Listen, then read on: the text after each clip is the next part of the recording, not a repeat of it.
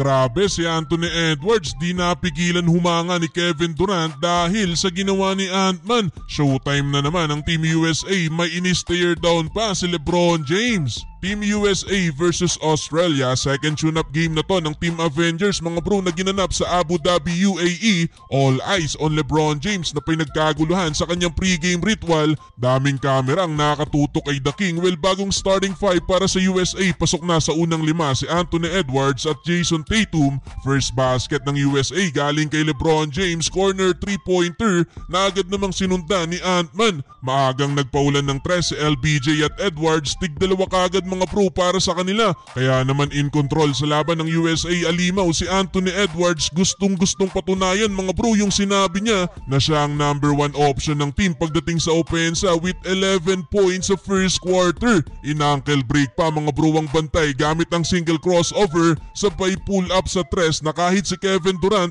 napabilib sa ginawa ni Ant-Man. Well, under 5 minutes bagong lima ang ipinasok ni Steve Kerr, pero yun nga lang nakadikit mga bro ang Australia. Naitabla ni Josh Giddey ang laban sa layup na to. Pero after makatabla ng Australia, nakabawi naman ng 11-0 run ng USA kung saan pinangunahan niya ni Anthony Davis at Bam Adebayo na may tig-apat. Natapos ang first quarter, biglang lamang ng 11 points ang Team USA, 32-21. Second quarter, balik ang unang lima sa Team USA. Finally, nakabutas na din sa opensa ang greatest shooter na si Stephen Curry. Pero etong si Edward, showtime pa din, iwan na naman ng bantay sa behind the back move.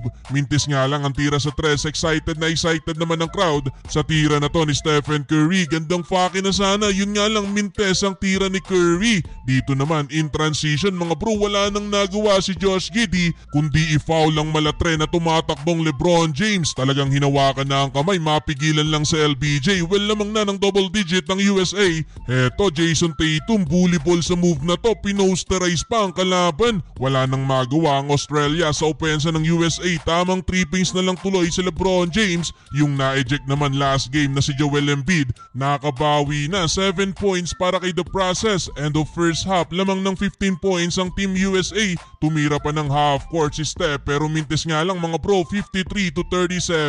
Entering the third quarter, palo na sa 20 puntos ang kalamangan ng USA. Nang mama na din sa ilalim mga bro si Anthony Davis, nakapondo pa ng double figure si Devin Booker at Bam Adebayo. Under 5-minute mark nang ipinasok for the last time etong lima ni LeBron James at Stephen Curry. Kaso ang problema, nagkasunod-sunod naman ang turnovers ng USA kung saan nagresulta naman yan sa 10-0 run ng Boomers. Natulala na lang tuloy sa nangyari si Steve Kerr. Nabura ang run na yan sa end 1 drive ni Anthony Edwards. Ibinalik pa mga bro si Anthony Davis, pinilitan si Embiid, kalabaw sa ilalim si AD, dinadakdakan lang ang kalaban. Double-double na para kay AD, 12 points with 11 rebounds. End of third quarter, 15-point lead para sa USA, 76-61.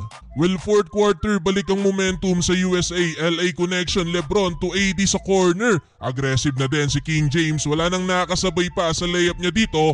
Di pa din mapigilan sa ilalim mga bro si Anthony Davis na tuloy ang pangangalabaw na kahit sa depensa active si AD. Butatang inabot ng kalaban, tinulak pa sa Edwards sa depensa. Under 6-minute mark, inilabas na din si LeBron James dahil kontrolado pa din naman ng USA ang laban at sa uli mga bro, di nakabalik ang Australia, panalo ang Team USA.